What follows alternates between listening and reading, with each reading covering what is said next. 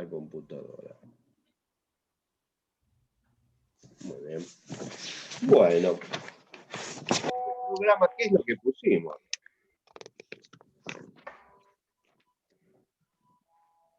La aprobación del seminario, dice, requerirá la elaboración de un trabajo final escrito de carácter monográfico y grupal o individual,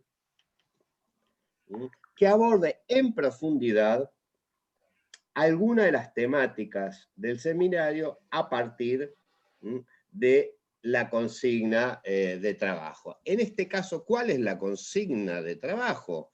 Bueno, elegir una unidad, uno de los bloques del programa, algún tema o alguna problemática, y hacer una revisión bibliográfica. El trabajo es más bien un control de lectura.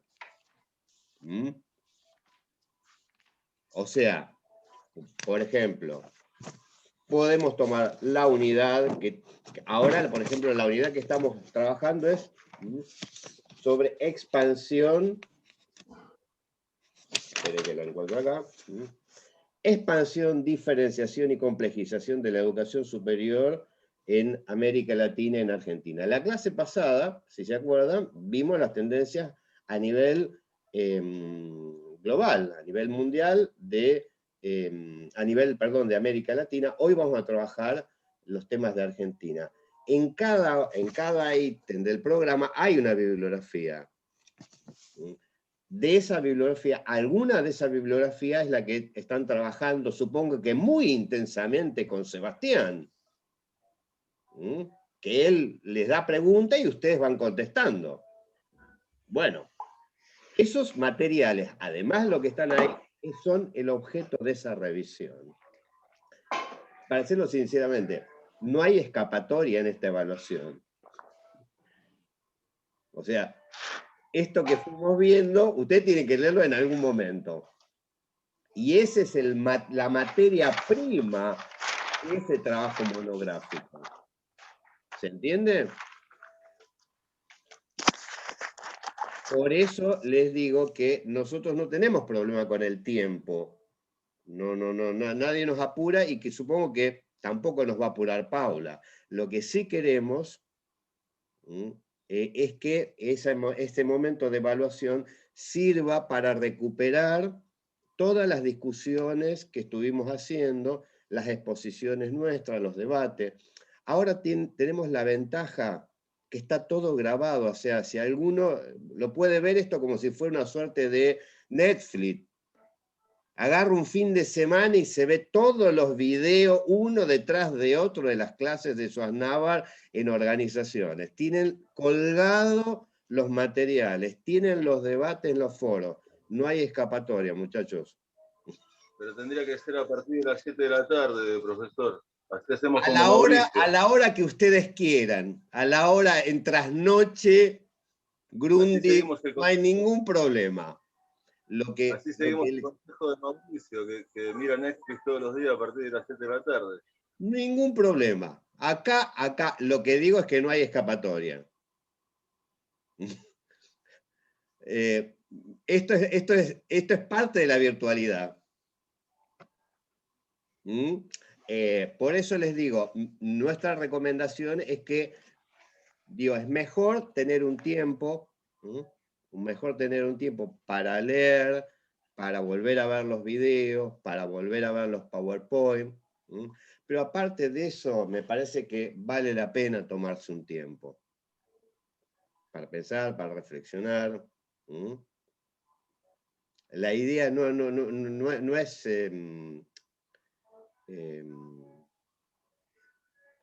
hacer solamente el cumplimiento formal de una materia. No debería ser eso, sino, bueno, una instancia que esto les deje algunas categorías de análisis, algunas reflexiones, y poder discutir en el ámbito laboral desde otro, en Brasil se llama patamar, en otro escalón. Poder construir una discusión más fundada sobre los problemas universitarios y sobre todo aquellos que atañen a nuestra institución. Bueno, fecha.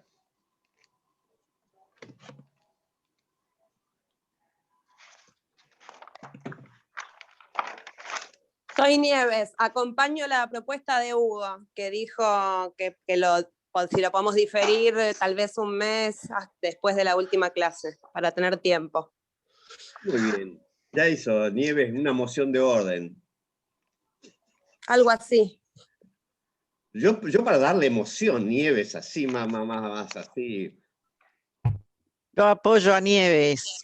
Muy Profe, bien. ¿y cuándo sería la última clase? La última clase, La última cursada. Según nuestro cronograma, que es una suerte de contrato fundacional, es el 1 de julio. O sea, Jueves. de acá a el próximo jueves, jueves, perdón, no el siguiente. De acá a 15 días es nuestra última clase. Si tomamos las vacaciones empiezan el 5, ¿no? El 19. El 19 de julio. Sí. El primer día hábil de agosto es el 2, lunes. Muy bien. ¿Les parece el 2? Sí, está bien. 4, 5, no sé. Sí. Bueno, elijan. Profesor, ¿se va a subir, se tiene que subir por la plataforma? Estaría bueno, sí. Sí, lo subimos así. Por mí está bien el 2 de agosto. Muy bien. Lunes 2 de agosto, subimos a la plataforma, así queda.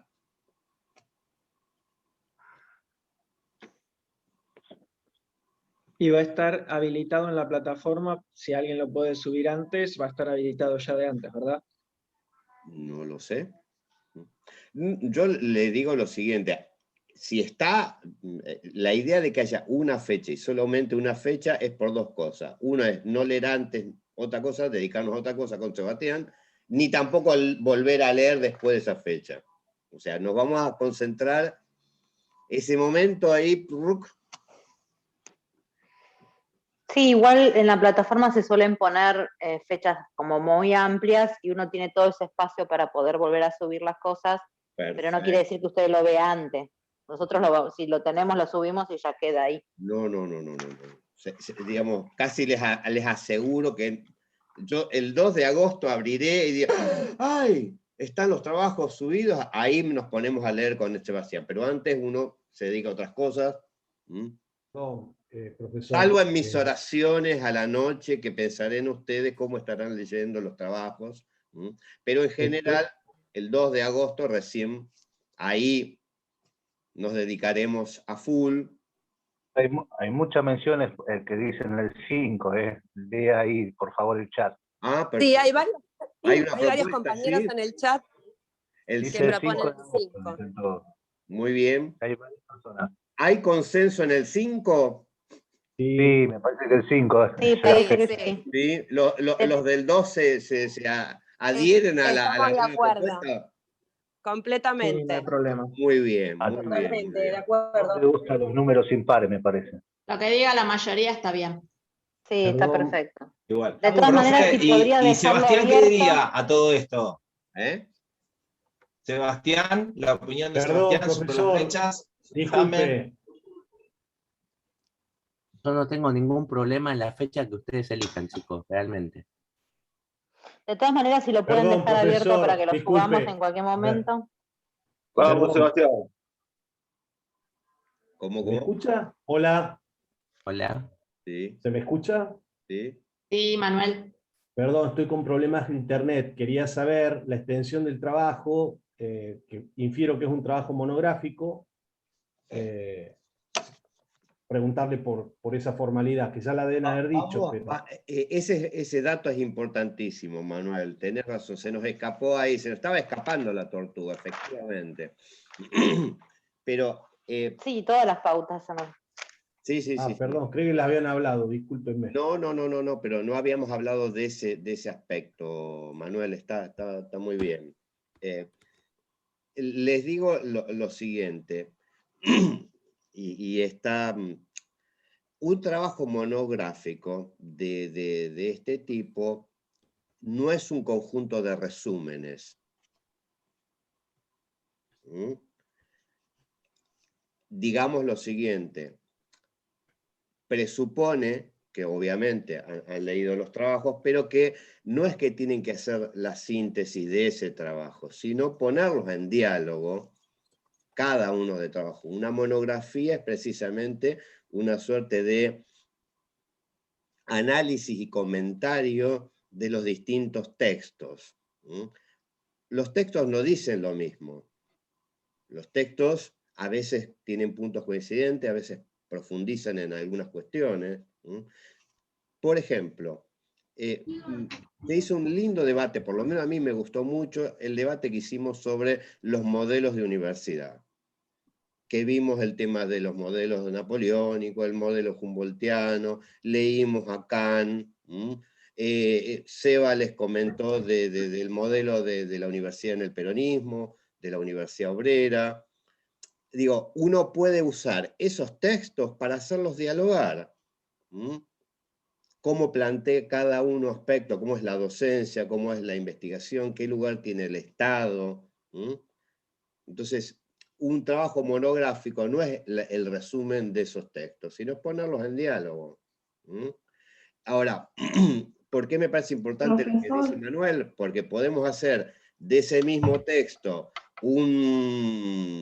no sé, un texto inabarcable, o un texto mucho más sintético. Yo creo que un trabajo de estas características no debería ir más allá de 7 páginas.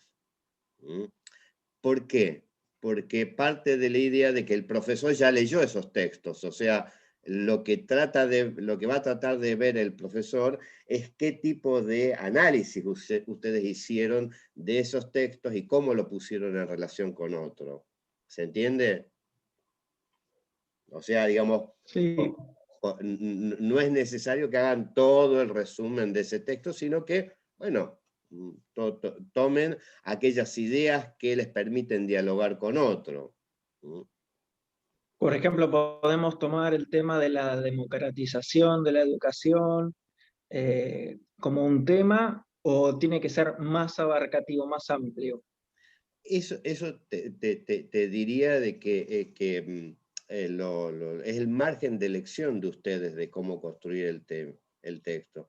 Un tema súper interesante, democratización. Podemos ver democratización y ver toda la discusión de expansión que estamos haciendo ahora, o podemos ver el tema de la democratización viendo los modelos y lo que vamos a charlar la clase que viene sobre cómo está organizada la universidad y cómo son los órganos de gobierno, cómo es acá, cómo es en otros países, qué elementos tienen en común y en diferente. Pero bueno, el tema puede ser democratización en la universidad y vemos estos dos sentidos, pero podríamos pensar otros, ¿no?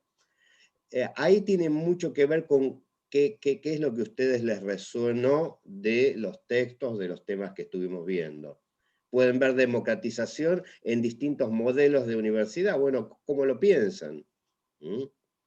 Pero digo, me estoy refiriendo a que el trabajo tiene los márgenes que ustedes puedan y quieran darle a esas temáticas.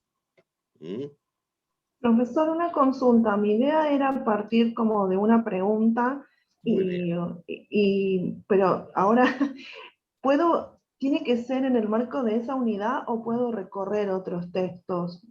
No, por supuesto, sí. Ah. Sí. Okay. No, al contrario, o sea, casi te diría, el sueño del profesor es los trabajos que integran, pero bueno, no necesariamente. A alguno que le interese un tema más que otro, está bien. Si a vos te interesa cruzar varios temas, está muy bien también. No. O sea que se puede enlazar los temas. O sea, una unidad con otra, ¿eso se puede llegar a hacer? Si uno quisiera... Las unidades, Marta, Sí, sí. es como si fuera, vos estás viendo un cubo, le estás viendo una cara, otra cara del mismo objeto de estudio, que es la Universidad de la Educación Superior. Por supuesto. Claro, o sea, como todo enlazado, ¿no? Claro, pero por eso, quien quiere mirar una cosa más transversal puede hacerlo, quien quiere detenerse en un aspecto también puede hacerlo. No es que las unidades están desconectadas. Ah, está bien. Claro, no es que uno tiene que elegir solamente una unidad.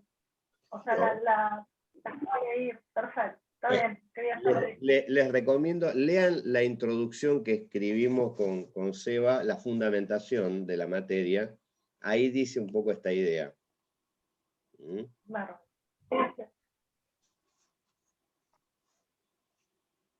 Bueno, si les parece, también podemos escribir algunas pautas así, bueno, que tenga 7 páginas, si es espaciado, no es espaciado, el tipo de letra, bueno, todo eso podemos escribirlo y lo subimos como consigna de trabajo final, ya lo subimos al campus. Es más, ya le ponemos la fecha del 5 de agosto. Esperen que lo voy a anotar. Seba, ¿vos anotando? 5 de agosto, ¿no? Genial, genial, genial. Bueno, de todos modos tenemos 2 clases más para profundizar, aclarar sobre el trabajo final, pero bueno, ya avanzamos un montón con esto de la fecha y con precisar un poquito más las pautas. Ahora sí, si les parece, vamos a avanzar con esta unidad que les decía de expansión, diferenciación y complejización. La clase pasada trabajamos más lo de América Latina, hoy vamos a hablar solamente de Argentina. Vieron como los programas informativos, bueno, estamos llenos de información, no sabemos si va a entrar todo en este programa ómnibus, pero nos va a permitir, a ver si alcanzan a ver el PowerPoint.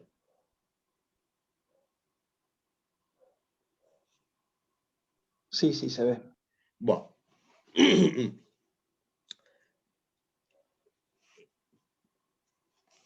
Esta presentación,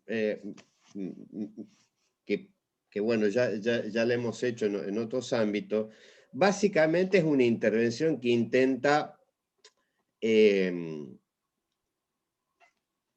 mirar a la educación superior, a la educación universitaria en la Argentina en una visión de largo plazo. De largo plazo. O sea, para discutir la coyuntura necesitamos tomar una distancia. Entonces, para ver esa parte más de largo plazo, que nos permita construir un diagnóstico. O sea, cuando uno quiere pensar, bueno, ¿qué es lo que está pasando? ¿Cuáles son los problemas de la educación superior en la Argentina? Uno debería mirarlo con la perspectiva del tiempo para ver si esos problemas son, vamos a llamarlo, estructurales, que hacen a la dinámica más general del sistema, o son coyunturales, o son producto del momento. Entonces, la primera parte de esta exposición va a tener este carácter descriptivo de análisis de tendencia. La segunda cuestión que tiene que ver con esa mirada más de mediano plazo, es ver cómo esas tendencias en cierta manera expresan o no la incidencia de las políticas públicas. Lo digo de otra manera, la universidad o los sistemas educativos no solamente cambian porque el poder político marca un cambio, sino que el sistema educativo, la educación superior, cambia porque hay dinámicas propias, internas, de ese sistema. Esto es una cuestión importante porque a veces le echamos la culpa a las políticas y muchas veces lo que nos muestra esa mirada de largo plazo, más que el éxito de la política, es la ineficacia de la política. Sea para buenas ideas o malas ideas. Pero ahora lo vamos a ver. Pero bueno, la idea sería hacer un balance de cómo han operado las políticas de educación superior en la Argentina. Y bueno, a partir de ese diagnóstico y balance, ver qué desafíos se le plantea a la educación superior, a la universidad, y sobre todo cuál es la agenda de cambio. Bueno, esta es una parte más bien retórica, pero vale la pena. ¿Cuáles son los supuestos, las hipótesis, vamos a decir, de este análisis que les voy a presentar? Uno, piensen, igual me olvidé de aclarar una cuestión. Este análisis que les estoy planteando es prepandemia. O sea, esto que les digo, tómenlo con pinza porque después de que retornemos y ver en qué condiciones se retorna, acá se abre una pregunta de cuál va a ser el estado, la configuración de los sistemas de educación superior. Parecería de que se abre una etapa diferente a partir de esto. Pero bueno, tomen con pinza, este análisis es el análisis que veníamos haciendo hasta la emergencia de la pandemia. Bueno, ¿cuáles son los supuestos o hipótesis que tienen? Bueno, la idea es que la configuración actual de las universidades expresa de manera contradictoria la convergencia entre tendencias históricas y el impacto de las políticas de reforma. Ahora vamos a ver, dicho de otra manera, que las políticas de reforma de los 90 y de los 2000 chocaron de alguna manera con las tendencias históricas del sistema. Por eso es que vamos a ver, bueno, cuáles son estas tendencias históricas. Por otro lado, vamos a decir que desde el retorno a la democracia, las políticas universitarias no han modificado sustancialmente las tendencias históricas. Ya estamos afirmando algo, que la política no ha modificado la tendencia del sistema, aunque introdujeron nuevas pautas de regulación del sistema en las instituciones y en las comunidades científicas. Dicho de otra manera, que las políticas no modificaron la configuración histórica de las universidades, aunque sí, puntualmente, cambiaron las formas de gobierno en las instituciones, la comunidad científica. Bueno, el tercer supuesto vamos a dejarlo ahí porque es más propositivo, pero digamos que en cierta manera la posibilidad de pensar cambios en la universidad está asociada, bueno, por lo menos en mi visión, a la capacidad de la universidad en conocerse a sí misma. A eso vamos a llamar reflexividad. Una institución que no reflexiona sobre sí misma no puede cambiar. Y vale para la universidad, vale para la UNA, vale para un departamento o vale para una carrera. No podemos cambiar aquello que no entendemos, que no conocemos, y que en cierta manera una institución como la universidad tampoco puede intervenir y aportar a la sociedad sin pensar precisamente en los desafíos que tiene por delante. O sea, tiene que reflexionar sobre sí misma y tiene que tratar de pensar, de leer la coyuntura, lo que algunos llaman pensamiento crítico. Para mí pensamiento crítico no es criticar. Pensamiento crítico es un pensamiento analítico sobre la realidad. que, dicho de otra manera, es el pensamiento que trata de develar eso que llamamos realidad que no es transparente. Y que se plantea como institución autotransformarse.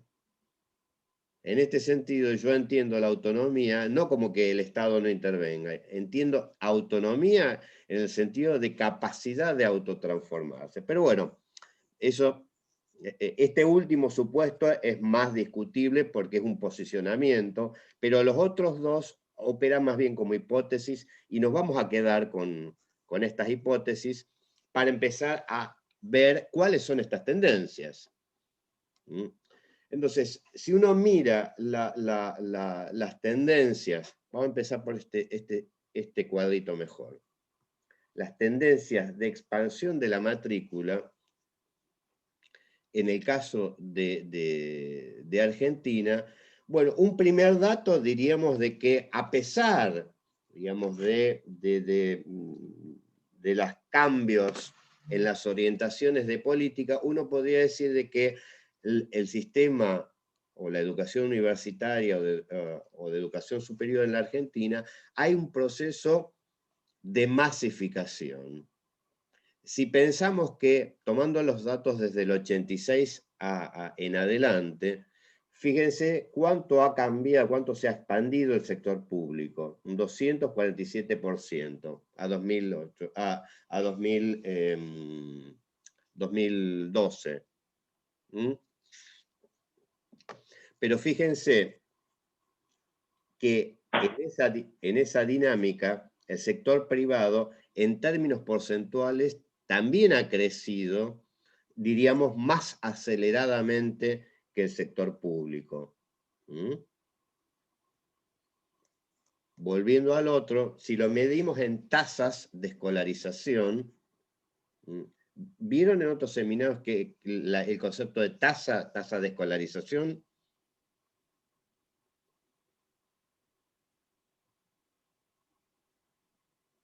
¿Vieron en algún seminario? Bueno. No. Una tasa es un porcentaje. Las tasas es la relación que hay entre los jóvenes o niños de cierto rango de edad, cuántos de esos jóvenes o niños están en el sistema. Es la proporción de el corte etario en un nivel educativo.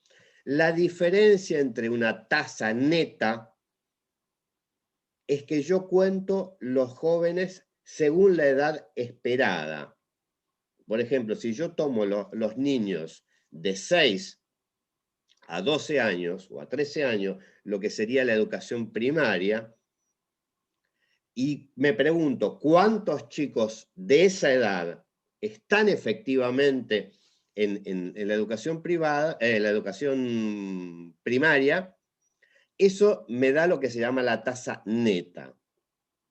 Ahora bien, como sabemos, no todos los chicos que están en la educación primaria están dentro de ese corte. Hay algunos que repiten, algunos que entraron más tarde, lo que se llama sobreedad. A eso llamamos tasa bruta. ¿Por qué? Porque les sumamos los chicos que están en ese nivel, pero que están por encima de la edad esperada. Si yo tomo la tasa, acá dice tasa de escolarización universitaria y educación superior, tomo jóvenes de 18 a 24 años, como la edad esperada que estén en la educación superior, yo voy a tener una tasa neta contando solamente a los de 18 y 24 años y una tasa bruta que voy a contar a los de 25, 26, 40, 50, los que están por encima. Por eso es importante las tasas de escolarización, porque nos indican cuántos de los jóvenes que deberían estar en tal nivel educativo efectivamente están. Entonces, si miramos la evolución, fíjense la tasa neta, quiere decir de que... Sí, perdón, profesor, un detallecito.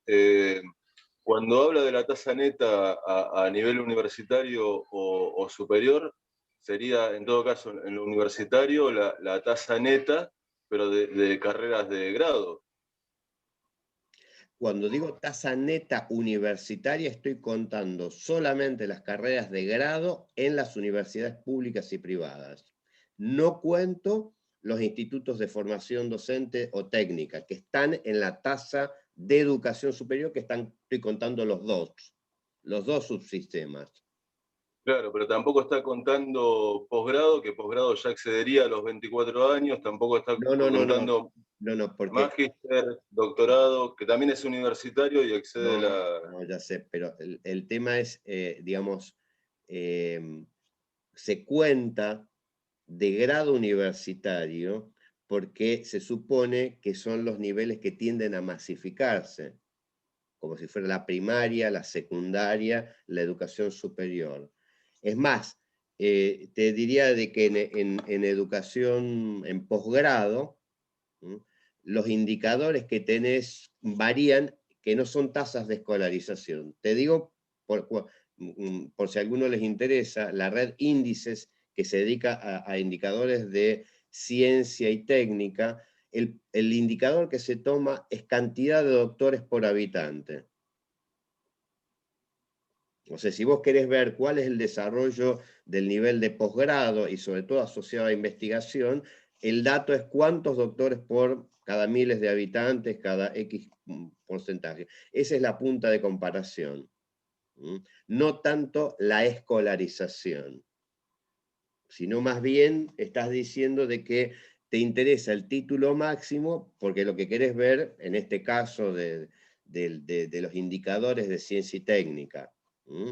En cambio, la educación superior sí te marca precisamente ese proceso de masificación. ¿Se entiende?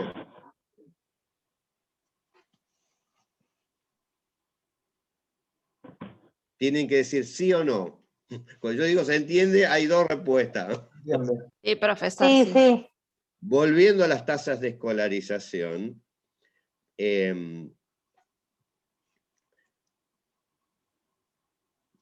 a ver, ¿qué les dicen estos datos? ¿Qué podemos decir con estos dos conceptos? Tasa neta, tasa bruta y tasa de educación superior. A lo largo del tiempo. Que hay una tendencia muy reciente. Bien. ¿Cuál? En ambas. Se nota mucho más en tasa bruta universitaria que en tasa neta universitaria. ¿Y por Claro, qué? como que la edad por fuera de los 18 a 24 años. ¿Cómo? ¿Qué les parece? Porque toma cuenta mayor cantidad de personas que están en el sistema universitario. Ajá. Claro, da la sensación que la mitad de los estudiantes de esa tasa, o sea, exceden ese rango etario de 18 a 24. Bien, César. Claro. ¿Por qué? O sea, es más amplio el rango etario en la tasa bruta. ¿Por qué suponen que pasa eso? Y da a entender como que las personas a veces cortan sus estudios por cuestiones laborales y después siguen más adelante estudiando o retoman sus estudios después de años de haber terminado la secundaria, que es una realidad también eso en la Argentina, sobre todo en las ciudades grandes. Muy bien. O sea, a ver, englobando este comentario que es muy cierto, diríamos de que hay o bien en ingreso tardío, o bien una prolongación de la estadía en el nivel, ¿no? Pero ¿qué otra cosa nos puede decir las otras tasas? Esta sería la tasa bruta universitaria. ¿Qué nos está indicando la tasa bruta de educación superior? ¿Qué suponen? No sé. Educación superior, universitaria y no universitaria. Sí, que ha ido aumentando, ha ido creciendo la cantidad de gente que se que ingresó o que está en la educación no universitaria. Bien. Pero, O sea, en los institutos. En los profesorados, todo eso. Después lo vamos a ver. Hubo una época en que con un secundario simplemente uno podía conseguir trabajo, estaba calificado para ocupar ciertos puestos, digamos, ¿no? Pero a partir de que se fue avanzando y fueron modificando algunas cuestiones en la educación superior, las personas se animaron a ingresar porque vieron que solamente con un estudio secundario no podían avanzar, entonces se vieron en la necesidad de ingresar o a un nivel terciario o universitario. Muy bien. Estela, Sí. una consulta. Pienso, ¿las personas se animaron o hubo ahí una apertura donde todos podíamos estar incluidos, podíamos terminar el secundario y pensar en una universidad? Yo creo que hubo una apertura. Claro, porque no es que Pero a mí se me ocurrió, uy, soy una genia, voy a hacerlo, si no me dan las posibilidades. Creo yo, ahí coincido con lo que vos pensás. No, consulto.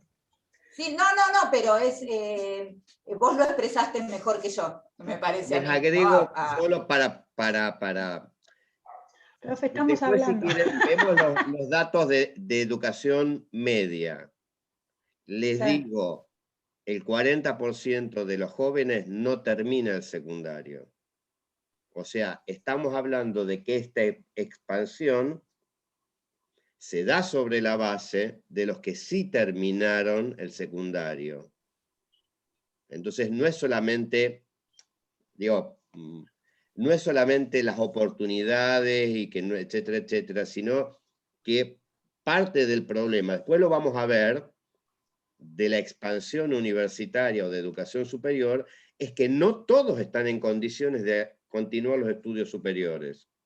Pero no porque haya alguien que les diga que no entren, sino simplemente porque no terminaron el nivel Se anterior. dan distintas condiciones. Yo terminé hace muy poquito el secundario y enganché enseguida con esta carrera, pero no se me daban las condiciones personales, y además es como que para la gente, no sé si en general, ¿no? Pero yo lo veía así, yo tengo 57 años, es como, soy mamá, le tengo que dar la oportunidad a mis hijos, a mí ya se me pasó el tiempo. Yo al ingresar a trabajar en la universidad me cambió la cabeza. O sea, a relacionarme con otras personas, me cambió la cabeza y sí, pensé, sí, puedo hacerlo, puedo hacer las dos cosas. Entonces, como que yo creo que hubo una época en como que nos quedábamos en un costado para darle oportunidad a los hijos. Y a medida que cambió la mentalidad en algunos aspectos, o sea, es como que, y se dieron las oportunidades, es que nos animamos a hacer una carrera universitaria. Antes de darle la palabra a Hernán, para entender, o sea, hay que entrar, parte del análisis, de poder hacer un análisis, es poder despegar la experiencia personal de las tendencias globales. O sea, la idea es que a mí me pasó, bueno, los datos nos ponen en una situación de ver en el tiempo, por eso les digo de hipotetizar. Por eso les decía, bueno, evidentemente, digamos, algo no. Ahora estamos viendo solamente este dato. Esta clase tiene mucha información, pero digo, piensen de que están más cruzados. Ahora sí, Hernán.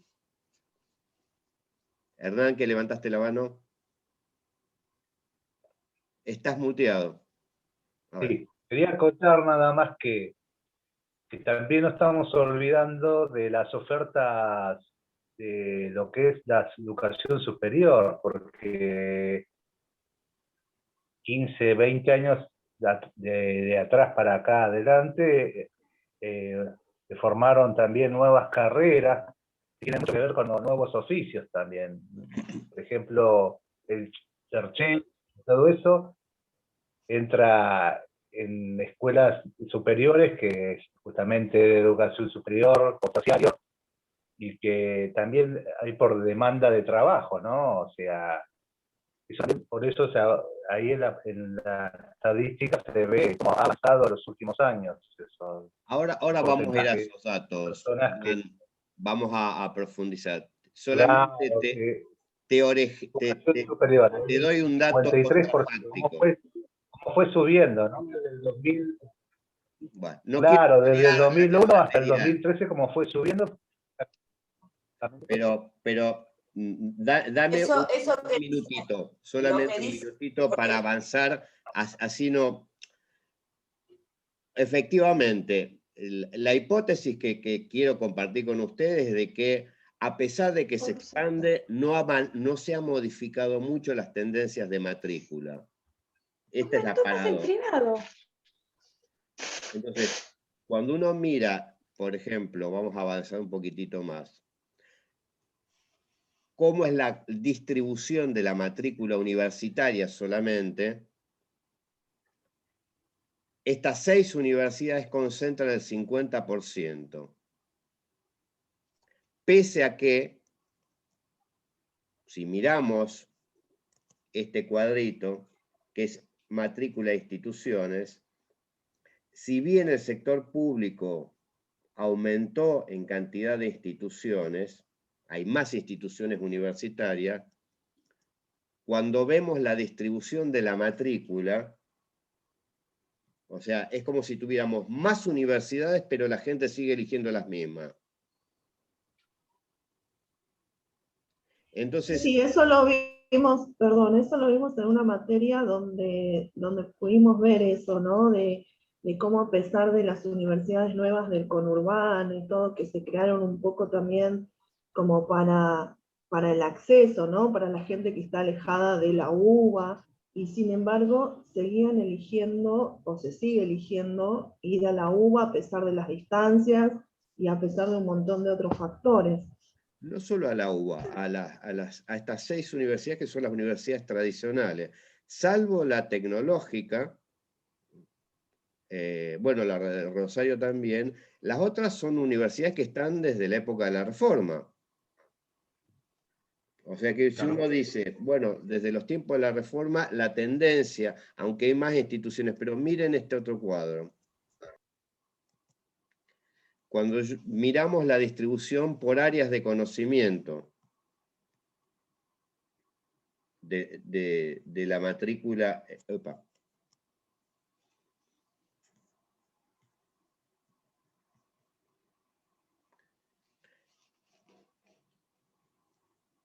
se supone que las áreas básicas, las que están más ligadas a la investigación, apenas el 3.1%. La mayoría son ciencias sociales, pero si lo vemos por carrera, estas 5 carreras concentran casi el 46% de la matrícula total de las universidades. Abogados, contadores, arquitectos, ingenieros, médicos. Y fíjense que el sector público y el sector privado no diferencian mucho. No es que lo privado se dedica a unas áreas. Entonces, cuando yo le estoy diciendo de que las tendencias históricas no han cambiado sustantivamente, nos estamos refiriendo a esto. A que se sigue, digamos, hay una concentración en un núcleo de instituciones, hay una concentración en un tipo de instituciones, a pesar de que, como fuimos viendo, a pesar de que las tasas de escolarización van aumentando, etcétera, etcétera, diríamos, van aumentando y se van masificando en este patrón. ¿Mm? Por supuesto, hay un elemento que sí también hay que destacar, que yo lo había señalado, que son los procesos de privatización de la educación superior. En esto es los datos universitarios, que si a comienzos de los 80 tenía 85.000 alumnos del sector privado, hoy tiene casi 500.000. Y hay un dato curioso ahí también, profesor. Vamos a tener menos médicos también. ¿Se cuenta? ¿Cómo? Hay un dato curioso, que cada vez menos médicos van a haber también. ¿Menos médicos qué? Van a haber menos médicos porque la mayoría no está eligiendo medicina. No, te diría que es una de las carreras. Está tendiendo a desaparecer, ¿no? Digamos, no desaparecer, pero... Pero te digo, no, los datos no dirían eso. Te digo... mire el porcentaje. ¿Cómo? Mire el porcentaje del sector público y en el privado de la medicina. Sí. Son escasos, porque usted tiene que sacar de esos anotados cuántos egresan. No, pero por eso, estamos mirando, te diría, digamos, que cuando ves las matrículas estás viendo qué es lo que elige la sociedad. Si vos claro, a eso me lo que quiere la sociedad, ¿qué es lo que demanda? Lo que demanda la sociedad es más de lo mismo. No es que se disparó carreras exóticas que tienen muchos alumnos. Digamos que el 50% casi de la materia... Las ciencias económicas están más altas. ¿Cómo? Sin embargo, las ciencias económicas están más altas. Pero sí, por eso, porque casi te diría, son carreras profesionales liberales. Como en la época de la Reforma. A eso apuntaba. Pero podría ser abogacía, y que es una profesión liberal y sin embargo no lo es, y de ciencias económicas, eso también es un dato. ¿Cómo? Digo, podría ser derecho, pero es ciencias económicas y no derecho. Derecho también es una carrera liberal, o por lo menos la mayor parte de la práctica profesional lo es. Sin embargo, es ciencias económicas. Digo, es un patrón también dentro de la tendencia a tener en cuenta, que no habría que pasar por alto y que puede responder también a una visión de mundo, digamos. Es decir, más allá de que el enfoque no es... Pero por eso mi hipótesis es polémica, porque lo que estoy diciendo de que desde los tiempos de la Reforma, que eran médicos, abogados, ingenieros, no, las políticas, pasó el peronismo, pasaron las dictaduras, pasó el proceso, pasó el radicalismo, pasó Menem, pasó Néstor, pasó Cristina, estamos con Alberto, y vos ves que los datos no cambian. Estás muteada, Liliana. Sí, claro. Entonces la pregunta pero esto no es del 2013. Yo armé el corte pero si lo haces el corte desde los años de los 20, de los datos de matrícula, vas a ver de que hay una curva ascendente en esas carreras. Por eso es que la hipótesis es que las políticas recientes no modificaron las tendencias históricas. Ahora, nosotros empezamos a tener más intervención en estos listaditos, en estas... ¿Quiénes son nosotros? El arte, nosotros, la universidad del arte. Sí. Empezamos a tener más... Pero te diría, no mueven el amperímetro del sistema.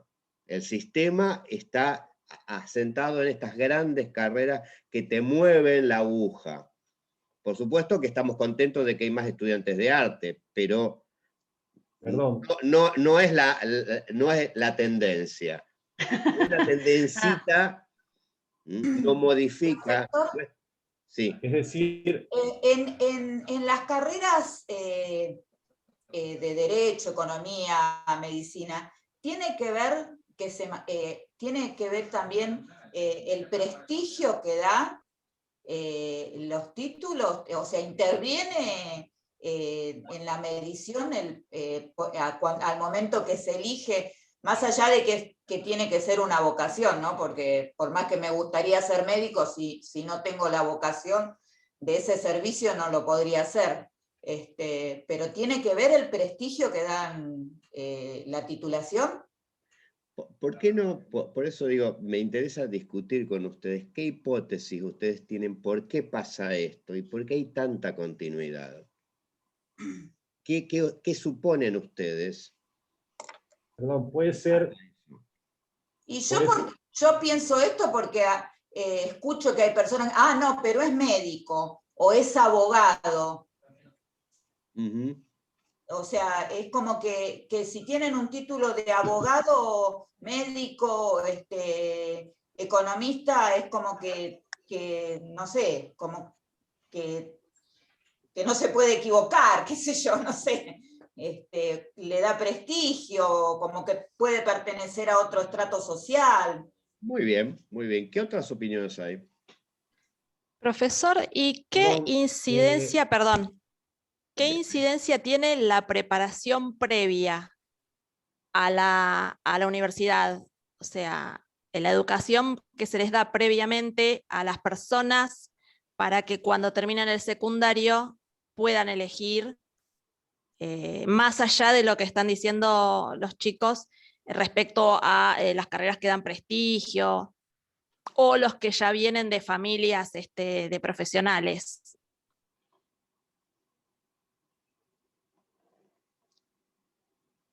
¿Qué otras opiniones hay? Después retomamos Perdón, yo puedo hablar. Hipótesis sobre esto, Beatriz. O sea, ver, yo personalmente no opino que dan Estela, vamos a hacer circular la palabra. Le hablo a Estela, Beatriz, Manuel, síntesis. Síntesis. Sí. Digo, si puede haber una suerte de tendencia convergente entre la propia dinámica de la universidad, que tiene, a pesar de la masificación, tendencias conservadoras, y la propia sociedad que expresa una tendencia conservadora en función de la elección de las carreras. Ahí está la síntesis. Mariela, es para discutir hipótesis de Manuel, pero es interesante. Mariela. Yo creo que sí, que existen esas tendencias. De hecho, por ejemplo, lo que vimos en uno de los cuadros del crecimiento de las instituciones no universitarias, es decir, si uno piensa, ¿por qué hay tantos estudiantes en los institutos no universitarios, los profesorados, sabiendo que van a ganar 2 pesos? ¿Por qué se eligen carreras docentes? O sea, eso es... Yo estudié en el Joaquín B. González y la cantidad de alumnos que hay es tremendo, o sea, se sigue eligiendo estudiar profesorados o en la Alicia Moró. Entonces digo, creo que hay una tendencia a ciertas carreras que perduran en el tiempo, ¿no? Hay como un inconsciente colectivo de que eso va a dar prestigio. ¿Qué otras opiniones? Yo pienso, profesor, que también tiene que ver mucho con la sociedad en que somos. Somos muy conservadores nosotros los argentinos y tradicionalistas, perdón. Desde la edad de la colonia para acá, digamos, ¿no? Eso no ha cambiado la forma de pensar, pienso yo, que ya, como tenemos muchas raíces que vienen desde España, no nos metamos en ese tema porque yo digo, podemos terminar con Alberto diciendo cualquier cosa. Para mí tiene algo que ver porque eso ya viene desde la cuna, vamos a decir. De la selva, no, no, desde la cuna en sentido, hablando obviamente, me refiero a la tendencia de pensar en ser conservador, ¿no? O sea... Ahora, ahora te doy la palabra, Mariano, pero digo, es muy fuerte la hipótesis esta. Está diciendo que tenemos una universidad conservadora y una sociedad conservadora. y estamos diciendo que el sistema se No fue se puede ampliando, romper, para mí no creciendo. se puede, Pero, para mí no se puede romper el esquema ese. ¿Cómo? Para mí no se ha roto ese esquema. No, está bien, pero lo que digo, estoy agregándole tensión a la hipótesis. O sea, es una sociedad que cada vez más va a la universidad, porque los datos están diciendo eso, pero que a su vez es conservadora. ¿Cómo es eso? Hay algo que no... Mariano. En realidad coincido con los compañeros, porque nosotros, al haber bajado de los barcos, lo que decía es que mi sensación, porque es una sensación, es como que si venís de un pueblo, si venís de una ciudad un poco más grande, o si estás en la misma ciudad donde está la universidad, es como que la tendencia, y bueno, medicina o abogacía, es como que está instalado en la sociedad como que si vos estudias eso te vas a salvar económicamente, o como vas a tener un progreso como económico más estable. De ahí que lo pienso que es conservador, y yo en esta situación de pandemia dije, bueno, biotecnología se va a disparar, porque están hablando y suponiendo de que va a seguir habiendo pandemia, entonces voy a decir, bueno, voy a estudiar, o pensaría estudiar una carrera donde, de este lado conservador, pensando no como el lado conservador, y no me iría más al lado del arte, sino asegurarme esa como la carrera, o elegir dónde la matrícula, ¿no? Yo creo que estamos un poco enseñados, criados en ese sentido, un poco lo que planteaba Beatriz. Yo terminé una escuela técnica, y bueno, y cuando nos presentaron las carreras que íbamos a estudiar, fue ingeniería, como de base. Y entonces, claro, no la parte sí, pero era ingeniería, después de un momento se habló medicina, arquitectura, claro, pero muy lejano, la presentación de las carreras como vos técnico-mecánico, y era ingeniería.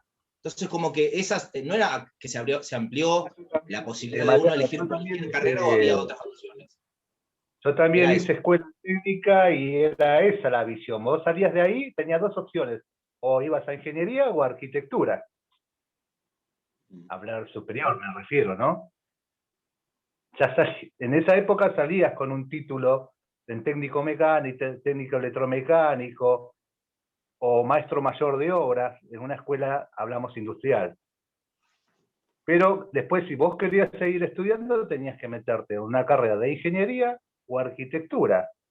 Desde ahí que yo parto que es conservador, pero me refería a conservador de seguir conservando las mismas carreras a través del tiempo, porque en realidad la formación te daba eso. Si venías de una escuela técnica, no te ibas a ir a medicina. Seguías conservando lo que tus viejos, o lo que por ahí sos hijo de un maestro mayor de obra, y querías subir un escalón más. Entonces, ¿qué estudiabas? Arquitectura. Y después también no nos olvidemos de la época de cuando decían, y mi hijo el doctor. ¿Quién no dijo alguna vez eso? De la época de nuestros abuelos, ¿te acuerdan? Cuando decían, y mi hijo el doctor, o mi hijo el médico, también decían. A eso me refería yo de conservador,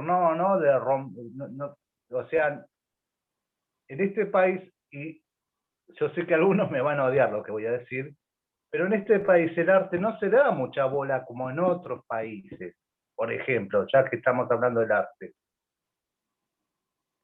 No se le da tanta índole como en países europeos, por ejemplo, que el arte está más difundido, o en el mismo Estados Unidos, que el arte está más difundido. Acá estamos todavía tempranamente entrando, gracias a Dios estamos entrando, y se le está dando más crédito al arte. Pero, sí, pero date cuenta, pidió la palabra Liliana. Pidió la palabra Liliana, y vamos a avanzar un poquito más.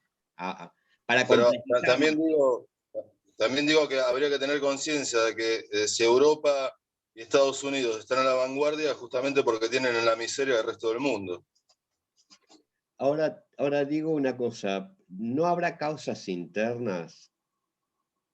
Porque parecería, fíjense cómo es el argumento que fueron planteando ustedes, que hay una universidad, comilla conservadora, una sociedad conservadora, y este otro argumento que ya el problema está fuera. La verdad que cuando una tendencia hace tanto tiempo que está, no le podés echar la culpa afuera. Me parece de que, digamos, que amerita una reflexión un poco más profunda. Por eso es que yo decía al principio de que si no, las instituciones universitarias no tienen capacidad de autorreflexionar, mal pueden cambiar y mal pueden aportar a la sociedad. Liliana, habías pedido la palabra. Sí, gracias. Lo que yo estaba viendo con lo que estaba escuchando que mis compañeros, como que hay unos elementos, tanto la oferta académica que se da, y lo que yo le decía al principio, profe, la familia, ¿se acuerda? De la primer clase, que yo le decía como que la familia siempre te ganaba la cabeza, siempre estuvo ahí, diciéndote, vos tenés que hacer tal cosa, eso tenía que ver, y ahora veo que... Estás diciendo como mi analista que la culpa es de mi mamá. Que ella tiene la culpa de mis traumas, así, de Sí, los infancia. padres siempre tienen la culpa, sí. No. Pero no sé si los padres... No, creo pero eso que depende del venimos individuo. Hasta los 20 años vos le podés echar la culpa a los padres, ya después no. Creo que venimos de lo que dicen mis compañeros, como que de una sociedad conservadora. A eso me refiero, una Si me sociedad. permiten, vamos a avanzar un poco en los datos, porque los datos nos pueden tirar un poquito más de información. Hasta ahora estamos viendo solamente estos datos más, digamos, más de la dinámica de expansión. Pero volvamos al cuadro que tenemos más información para este boletín. Estábamos aquí, estábamos en las carreras médicas. Ahora, esto lo vimos en aquellas clases, porque cuando uno dice la sociedad o la universidad, en realidad está haciendo una generalización muy, muy gruesa. Está englobando. Entonces, ¿por qué no estos trabajos sobre los quintiles que ya los fuimos viendo? ¿Se acuerdan? Que era tratar de ver cómo es este acceso, tratar de diferenciar por sectores. Entonces ya sabemos algo, que hay una tendencia de expansión del sistema, que esta expansión está muy concentrada en algunas universidades y en algunas carreras. Casi diríamos, entramos por la expansión por la oferta, comillas, comillas, comillas, ¿no? Pero ¿por qué no pensamos por el lado de qué sectores sociales van y a qué sectores? Para complejizar el análisis. Entonces, bueno, lo que nos muestra este primer dato es la desigualdad del acceso. La desigualdad del acceso, que los quintiles más pobres, que son más numerosos en la sociedad, están subrepresentados en el acceso a la educación superior.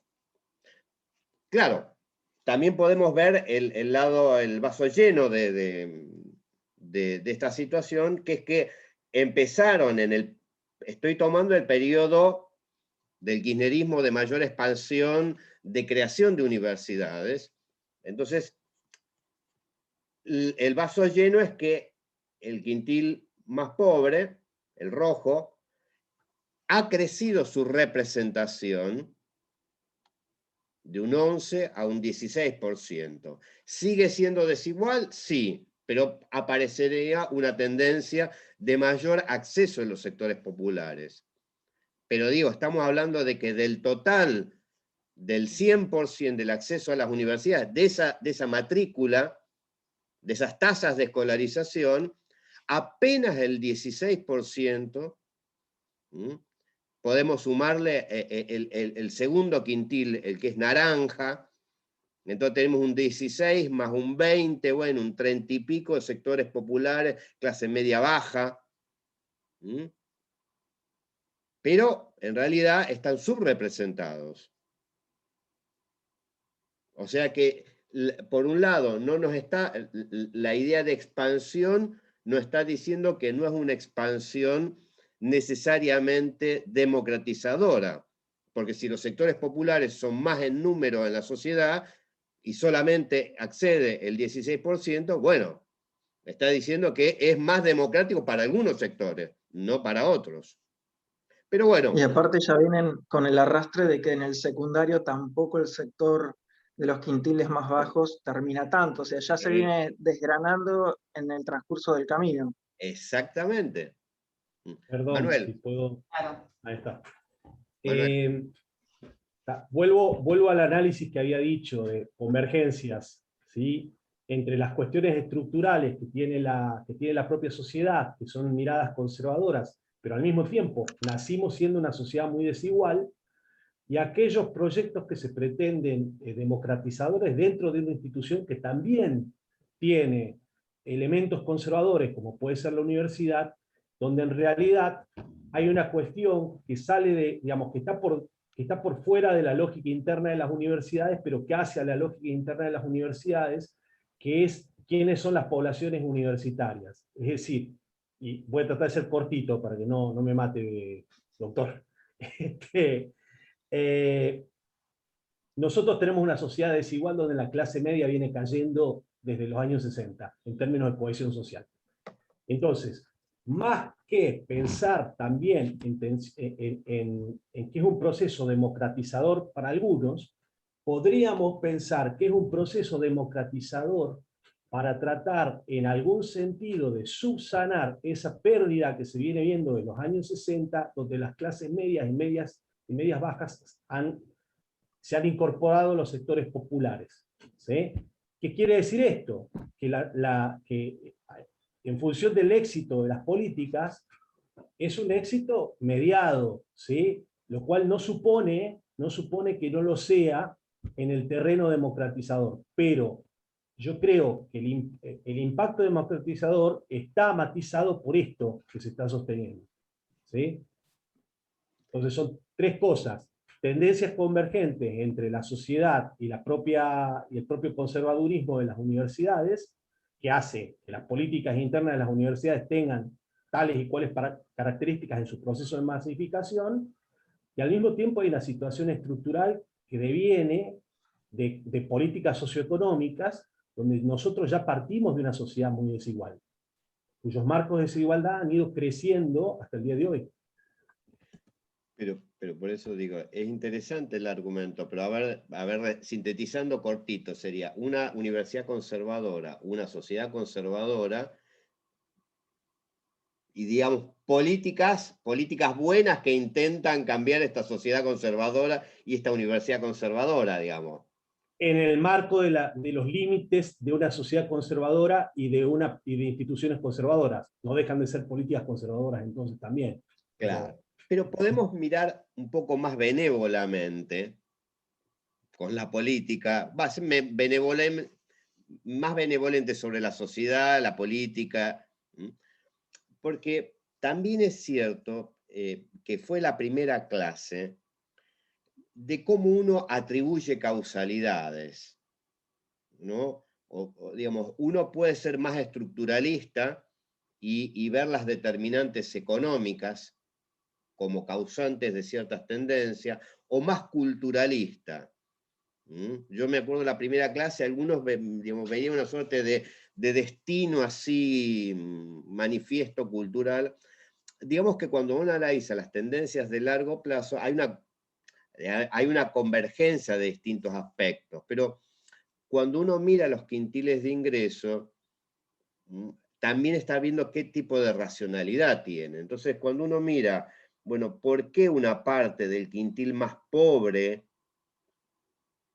que lo discutimos en las primeras clases, por qué de a poquito y parece sostenidamente elige pagar sus estudios en un país que no tiene exámenes de ingreso que de los estudios universitarios públicos son gratuitos.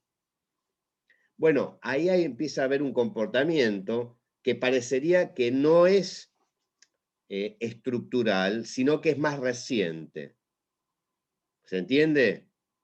O sea, si bien el dato es del 2004, parecería que aunque entraban pocos a la universidad que elegían los sectores populares era la pública. ¿Se entiende? Que esta tendencia de que estos sectores empiezan a elegir el sector privado, parecería que no es una tendencia histórica del sistema. En primer lugar, porque prácticamente desde los años 60, que se habilitó la universidad privada, y sobre todo en los 90 que se amplió, este fenómeno, si uno nos remitimos a los años 40, a los años de gratuidad que declara el peronismo, digamos, la universidad era por definición pública.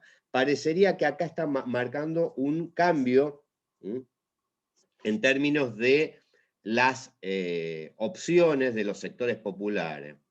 Cuando miramos los egresos, bueno, se repite esta subrepresentación, pero lo que más nos llamó la atención en el estudio es que si bien los sectores populares eligen mayoritariamente el sector público, a la hora de las chances de recibirse, aumentan casi al 70 y más % de poderse recibir en un instituto terciario. ¿Qué es lo que quiero afirmar? De que la expansión del sector terciario puede tener que ver, lo digo así en términos potenciales, hipotéticos, con, digamos, cierto funcionamiento del sector público, de las universidades públicas, que si bien por alguna razón tienen o prestigio o reconocimiento, mayor poder de captación de la matrícula, para estos sectores empiezan a ver que tienen más chances en otro tipo de instituciones. Y, no sé, alguien dijo el tema de las carreras. También una percepción de que tienen más chances de terminar en ciertas carreras. Por eso digo, cuando volvamos a un análisis global, ya no necesariamente podemos decir, bueno, es una sociedad conservadora, porque los datos estos están diciendo que no todos los sectores sociales se mueven. Otro dato, volviendo para atrás.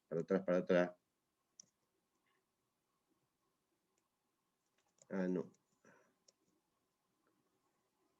Bueno, lo tengo en otro PowerPoint. Había un PowerPoint con estos quintiles de ingreso que nos llamó la atención que en los sectores altos, el quintil 5, teníamos una parte de la población de que no iba a niveles universitarios, que iba a instituto terciario. Digo, ¿por qué los sectores más altos de la sociedad no van a la universidad y van a otro tipo de instituciones? También nos llamó la atención. Así como nos llamó la atención algunos de los sectores populares al sector privado. Pero bueno, avancemos un poquitito más. Ahora vamos a ir a meternos a los datos internos de la universidad. Estos son los datos de cargos docentes, la planta docente. No me dieron tiempo, pero para el próximo curso, para el sector, voy a traer los datos, esperen que los quiero ver, los datos de crecimiento del sector no docente en las universidades. Estos son los datos solo de docentes. Vamos a ver si este es en datos. El primer dato, desde el 2004 al 2013, creció un 47%. Los cargos docentes. Pero se recuerdan que la universidad no creció en este periodo un 47%. ¿Se acuerdan? Pero miren esta otra parte. No sé, no chequeé los datos del sector no docente, pero si ustedes tienen alguna hipótesis, Porque cuando lo pasamos a porcentajes, miren esto en términos de la estructura de dedicaciones. Digamos de que aunque crece la planta docente, parecería que no modifica sustancialmente la estructura de cargos. Es más, diríamos que hoy estamos, si fuera hoy, se redujeron los cargos semi, parece inamovible el 13% de full time, y lo que crece son las dedicaciones simples. Profesor, ¿esto es tanto para la pública como para la privada? No, es solamente los datos públicos. Las universidades privadas no todas cantan los datos de planta docente. Estos son datos solamente de universidades públicas. No sé cómo, si ustedes tienen datos o percepción, pero tengo la impresión de que el sector no docente también creció al ritmo este. Ahora, qué paradoja, ¿no? Que no aumentan sustancialmente los alumnos y sí aumentan los cargos docentes o los cargos no docentes. ¿Qué opiniones hay al respecto en esta nueva edición de Intratables? Les quiero ver las caras. ¿Qué opiniones? Hipótesis, por favor. Y acá englobemos el sector no docente también.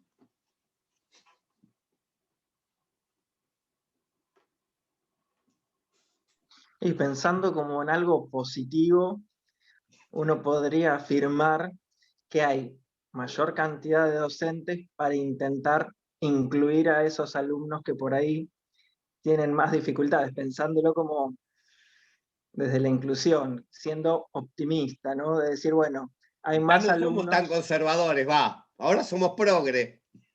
Claro, pensándolo como una posibilidad de decir, bueno, hay más docentes que alumnos, como para decir, bueno, compensamos que vienen con más dificultades y necesitan más dedicación. Y suponiendo. Es solamente una teoría loca porque... Suponiendo que la curva de aumento de cargos no docentes también aumente como docente.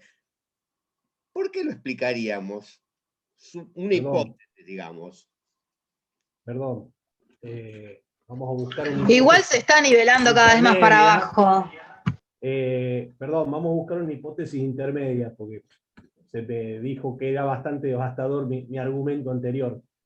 Un poco tomo lo que dice César, y un poco tomo de, vuelvo a la mirada externa con la mirada interna, procesos de desguace en las modificaciones, digamos, del campo laboral, procesos de desguace de sectores industriales, empujan a la gente, no solo a la informalidad, sino a buscar otros nichos de trabajo, y las universidades pueden ser uno de esos sectores receptores.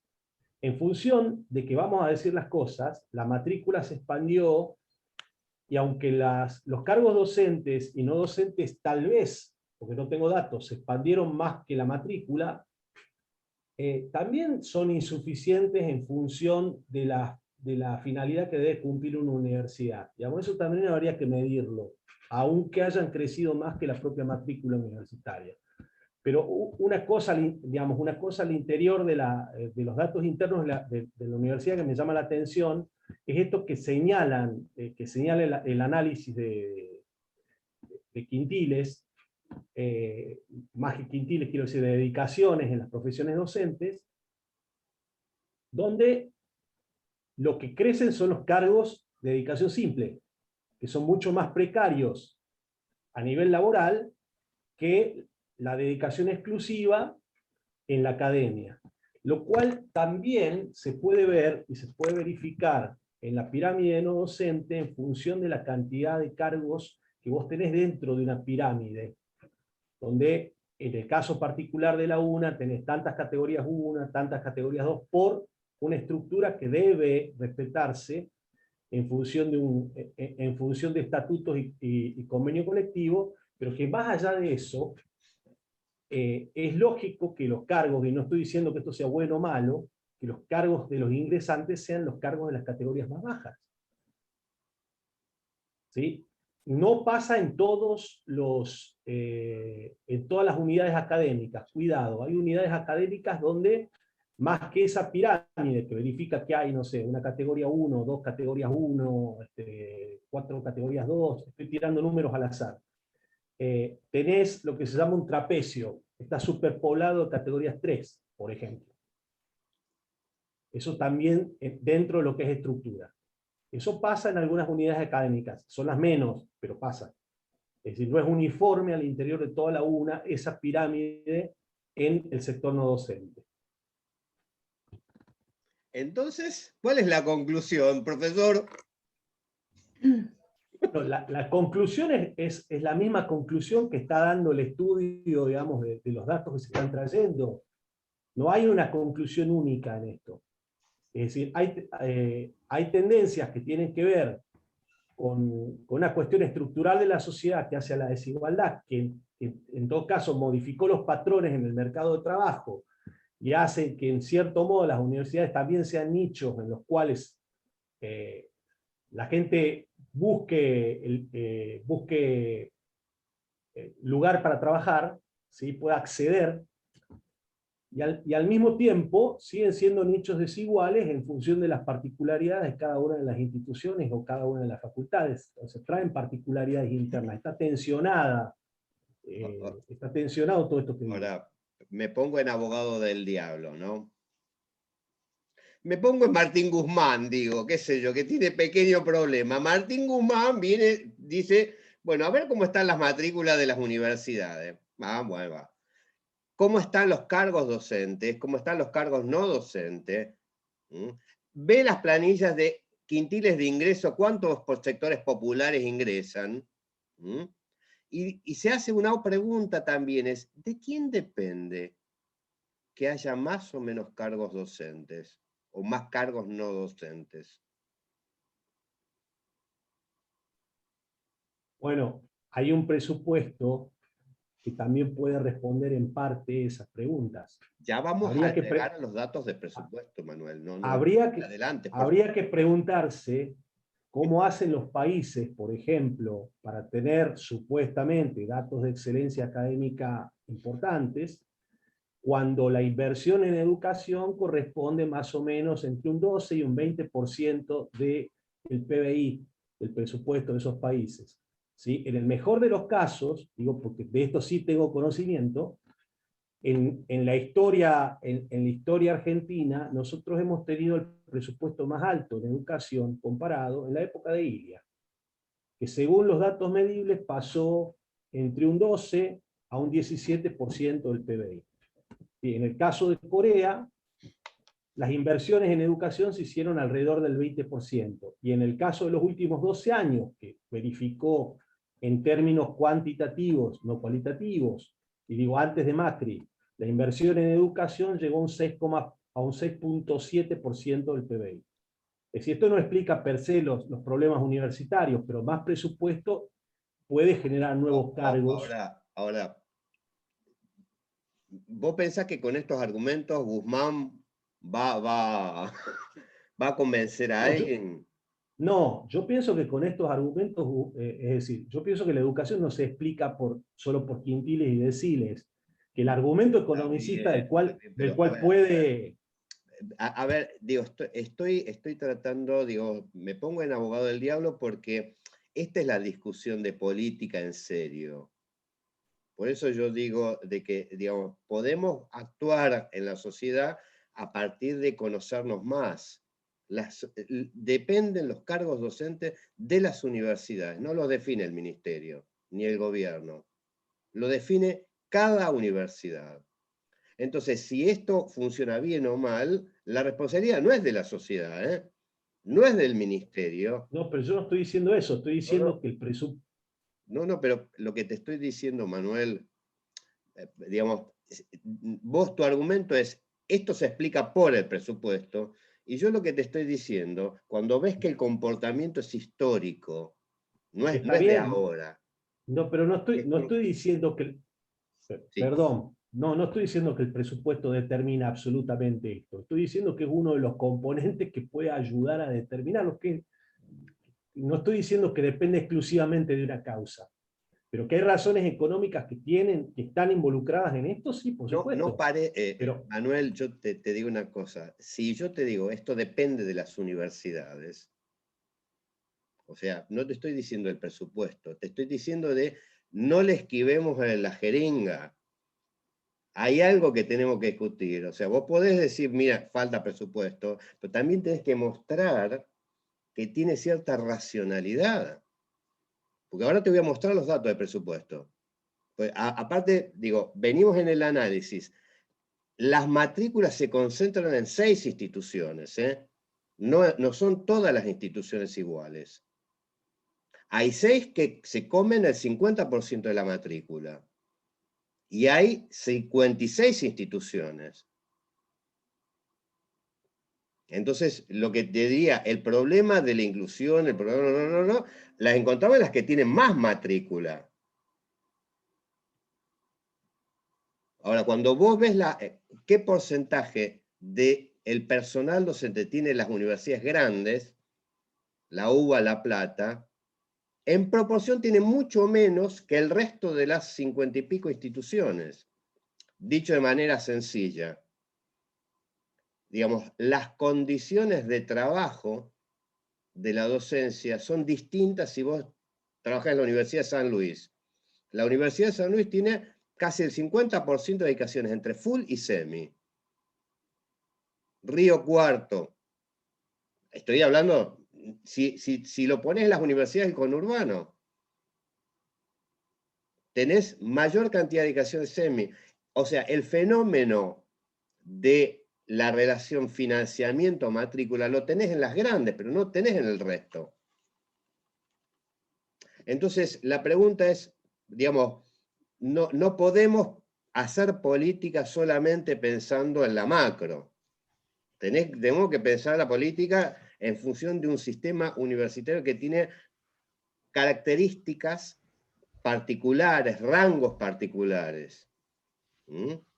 Entonces, te doy un dato más, De las nuevas universidades, la que está en peor financiamiento es la Universidad de las Artes, pero no todas, ¿eh? Casi te diría, de las nuevas universidades, la que tiene problemas de financiamiento es la Universidad de las Artes. No lo tiene, simplemente, el presupuesto que tiene cualquiera del conurbano por la cantidad de alumnos. Mirá las planillas de full time y semi de la Universidad de las Artes comparada con cualquier del conurbano. A esta institución no le pasa lo mismo, ¿eh? O sea, digamos, Profe, pero retomando... Sí, Andrea. Retomando un poco lo que dice Manuel, tiene razón, de Ilía a la fecha, la mayoría de los gobiernos no apostaron mucho a lo que es educación. O sea, yo creo que él apunta a ese lado. Sí, obviamente tiene que ver con las universidades y el presupuesto que tiene cada provincia y lo que le dedica a cada provincia de acuerdo a la idiosincrasia que tienen en cuanto a cultivar más la cultura o de destinar sus presupuestos para otras cosas, por ejemplo. ¿Vamos a los datos? ¿Vamos a los datos? Estábamos en matrícula. En docentes, perdón. Vamos al presupuesto. ¿Lo alcanzan a ver? Sí. ¿Saben lo que me costó hacer este cuadro? Mirá, y me falta actualizar. Este llega hasta el 2014. Me faltan los últimos. Pero una de las cuestiones que me llamó la atención con el tema de presupuesto, los temas míos van de política universitaria y política educativa.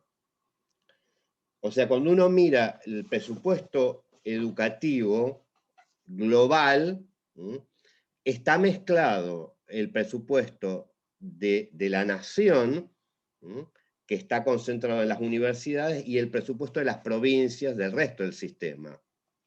¿Qué es lo que me llamó la atención? De que, digamos, esta sería la hipótesis. El presupuesto educativo en general, digamos, tiende a moverse en relación al PBI. Cuando la torta es más grande, capta un poquito más. Pero, lo interesante es de que quienes tienen mayor capacidad de captar recursos son el sistema universitario en relación al sistema educativo general. Para hacerles la relación, otro día si quieren les muestro el cuadro, de 3 pesos que hay, 2 se lleva a la universidad y 1 se lleva al sistema educativo. Las universidades tienen mayor capacidad de lobby. De hecho, cuando se discute una planilla, supongo que en el gremio deben conocer que está la planilla A y la planilla B del presupuesto universitario. O sea, las universidades tienen mayor capacidad. Pero, bueno, la primer dato, miren lo que es el PBI, el crecimiento o decrecimiento. O sea, lo que está en verde son las crisis históricas. Cada 10 años este país entra en crisis furibunda. Ahora, a pesar de eso, fíjense que en la tendencia general aumenta el peso del presupuesto universitario. O sea, a pesar de las crisis, la parte que le toca a la universidad crece más que la parte que le toca al sistema educativo. Ahora, si ustedes miran las matrículas del sistema educativo, crece mucho más que la universidad. Sin embargo, la proporción del presupuesto para el resto del sistema educativo tiende a disminuir. ¿Saben cómo se financia ese proceso de desfinanciamiento del sistema educativo? A partir de los sueldos docentes. La pérdida, porque en los sueldos docentes del sistema educativo explican casi el 95-94% del gasto educativo, del presupuesto educativo, o sea, sueldos.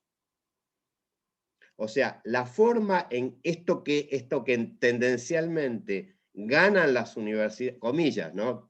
Comillas, ganan, en parte la poca capacidad de lobby del resto del sistema educativo hace que se financie casi exclusivamente con la progresiva devaluación del salario de los profesores y de las maestras. O sea, que no estoy diciendo que tenemos más presupuesto, estoy diciendo que en el histórico, las universidades han sabido captar más en términos porcentuales ese presupuesto. Claro, ustedes me dirán, sigue siendo bajo, sigue siendo qué sé yo, etcétera, etcétera. Efectivamente, la pregunta sería, ¿sigue siendo bajo para qué? ¿O sigue siendo alto para qué? Si tiene muchos o pocos no docentes o docentes, ¿para qué? La tendencia, diría, es que ese para qué parecería que es para tener carreras profesionales, para atender un 50% de estudiantes de carreras profesionales.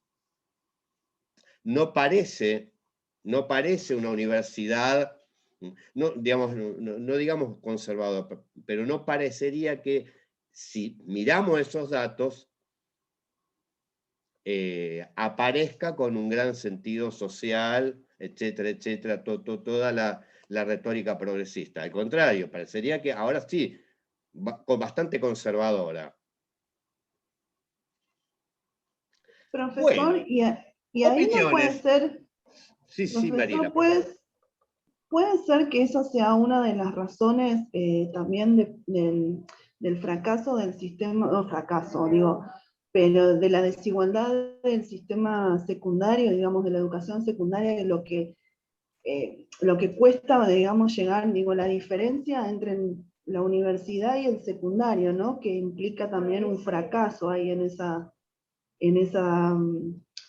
camino, digamos, ¿no? Estoy media trabada. Por supuesto que incide, pero están viendo los datos, ¿eh? Digo, y esto afecta no solamente a los docentes, a los estudiantes, pero digo, piensen ustedes como sector dentro de la universidad, como claustro dentro de la universidad.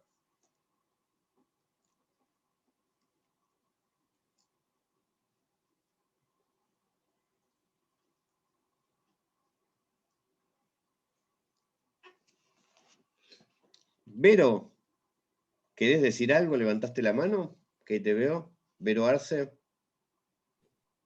Sí, perdón, es que a veces tengo dificultades para poder participar acá por audio y entonces suelo participar en el chat, pero me doy cuenta que es como si no estuviese participando.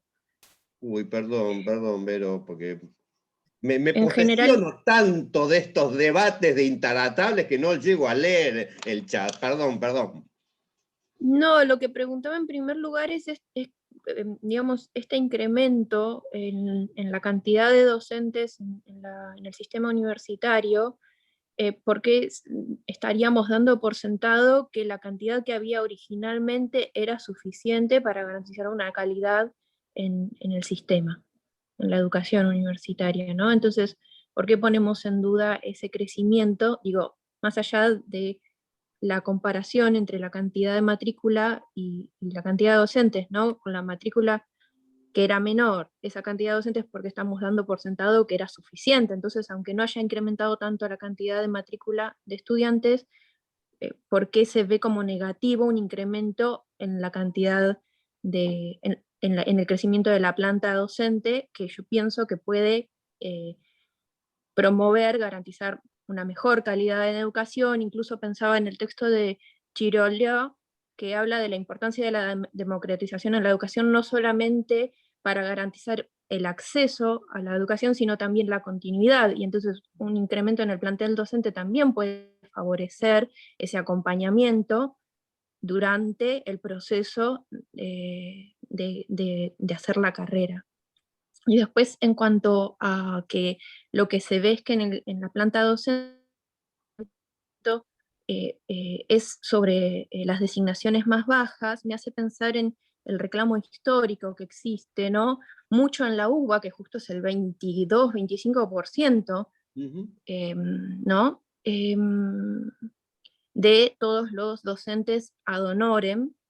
Y bueno, por ejemplo, la UNA en los últimos años se ha estado ocupando especialmente de eliminar esas designaciones ad honorem, o digamos toda esa cantidad de personas que practican la docencia sin cobrar sueldo, y eso genera directamente un incremento en las categorías más bajas de los docentes. Entonces no me sorprendería que como hipótesis, ¿no?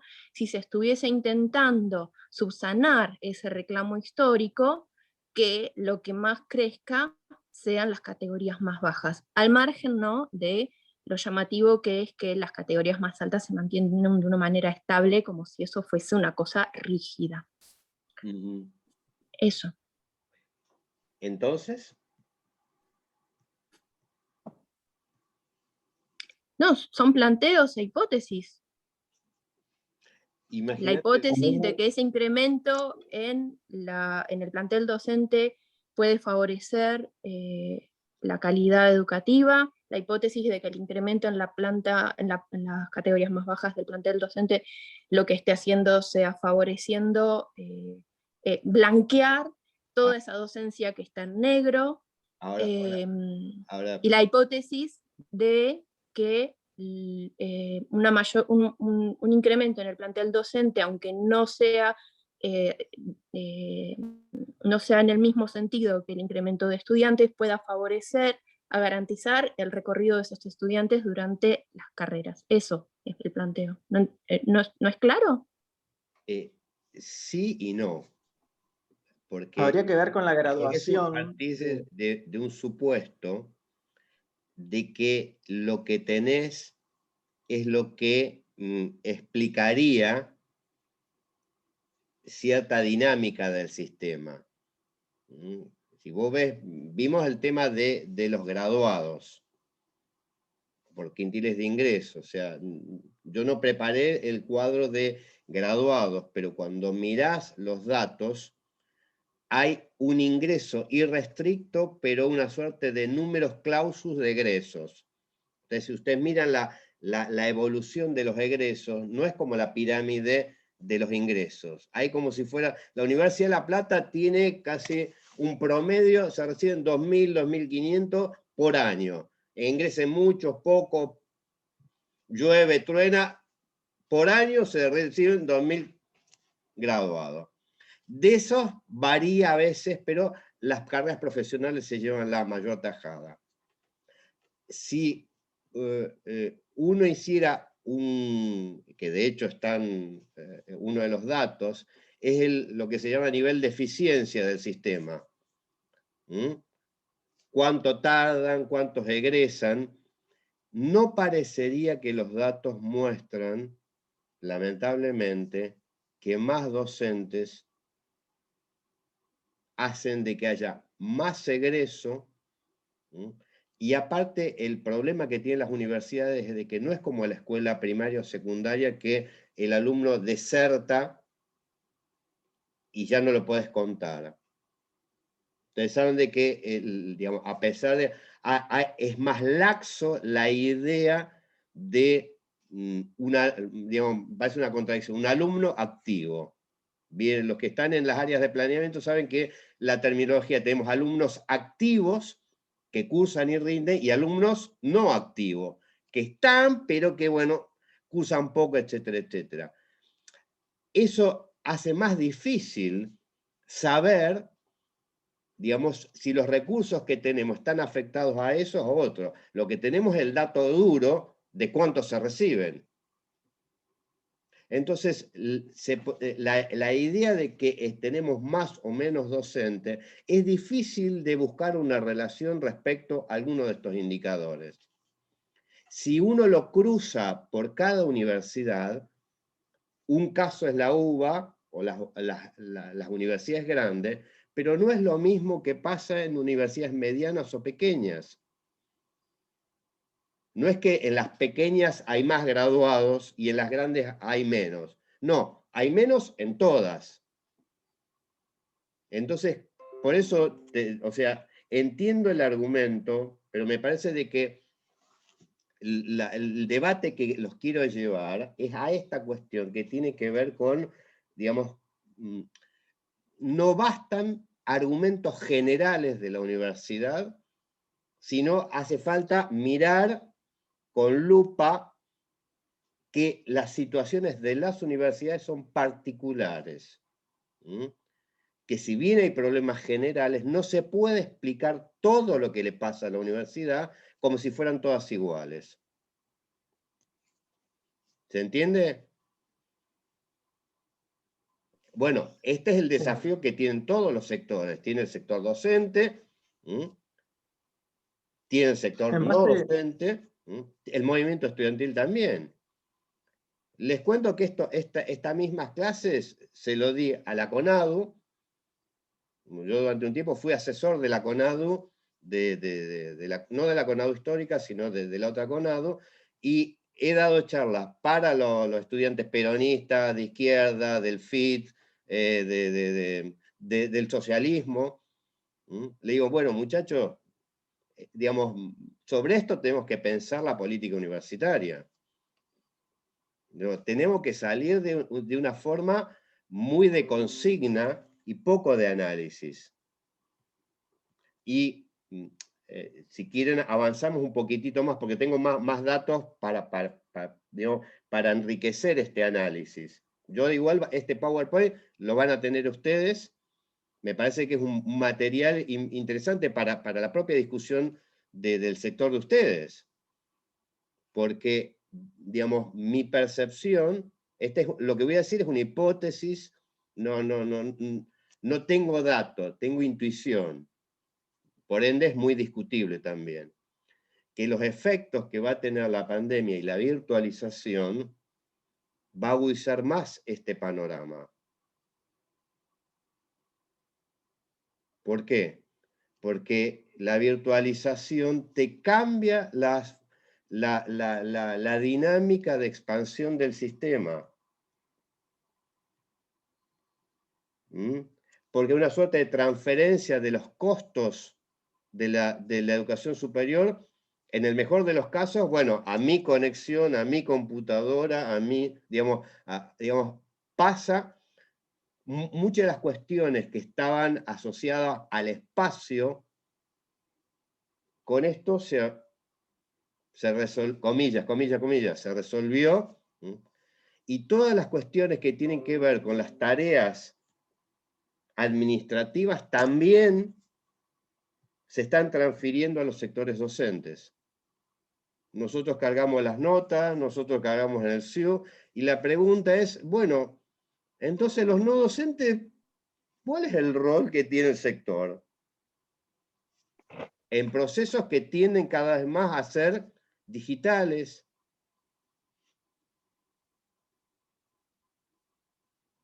¿Se entiende? Entonces como que hay que analizar más en concreto y en particular la situación de cada universidad, porque va a afectar a todos, lo mismo que a los alumnos también. Les digo, por ejemplo, antes el alumno, ay, profesor, yo no pude ir, no llegué, el micro se atrasó, no hay, ahora no hay escapatoria. Le digo, no, está colgada la clase. Ay, no, profesor, que me cerró el centro estudiante para la fotocopia y que bueno, que yo necesito un... No, está todo colgado.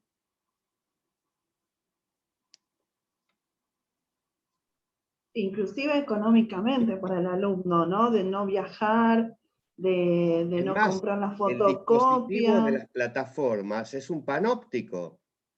Yo sé cuántos de ustedes entraron a consultarle a Sebastián, y sé de mis alumnos cuántos hicieron la tarea, cuántos entraron, cuántos subieron o no subieron.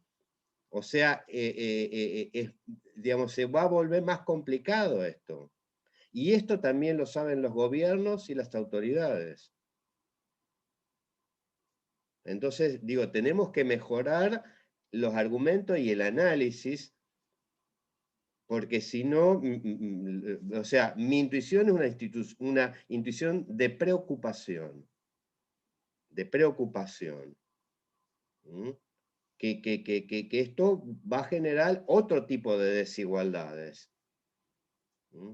En realidad, esto ya digamos, yo sigo algunos debates internacionales, y hay algunos analistas que plantean, bueno, una suerte de mercadización de las universidades públicas a nivel del mundo. Mercadización en el sentido de entrar en lógicas claramente de mercado, de uberización, digamos, o mercadoliberización, digamos, de empezar a esa lógica de las plataformas, lo que se llama capitalismo de plataformas. Ay, perdón, ya nos hemos llegado a las 12, no puede ser. Justo que estamos en el clímax de este debate de intratables. Tenemos que cortar este debate. Disculpe, profe. ¿Eh? Me tengo que ir. Bueno, Disculpe. Vamos a dejar por acá, pero esto no va a quedar así. No. Vamos a retomarlo en la clase que viene, pero sí les pido que digamos, nada, tenemos que reflexionar todos, tenemos que pensar y repensar, porque, bueno, esto aparece como una tendencia. Les encargo los textos que tenemos para ver la semana esta, y vamos a subir dos cosas: la fecha con la consigna, y bueno, y los materiales, el PowerPoint para la clase que viene. ¿Está bien? ¿Sí? Avante, ese ánimo, más sonrisas. Nos dejó Nos para dejó, abajo, sí. profe. No. Al contrario. Chicos, hagamos un Es- Zoom, los no docentes y empecemos a reinventarnos urgentemente. Todos tenemos que reinventarnos, todos. Pero vamos a continuar la clase que viene. Les mando un abrazote. Que tengan muy buena semana. Profe. Chao, muchas gracias. Hasta luego. Chao, chicos. Chao. Gracias. Gracias, chao. Gracias, hasta luego. Chao. Chao, hasta la próxima. Gracias. Lorenza, llegó nuestro momento. Chao, ya, ahora a ver si salgo. No, por favor, no, Lorenza, no, esto ya no es el mismo curso. Me quedé sin batería y empecé acá, pero terminó justito, el rojo vivo. Bueno. Gracias, hasta la próxima. Dale, te mando un abrazo.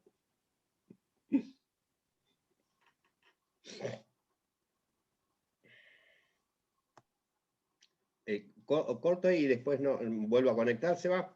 Dale.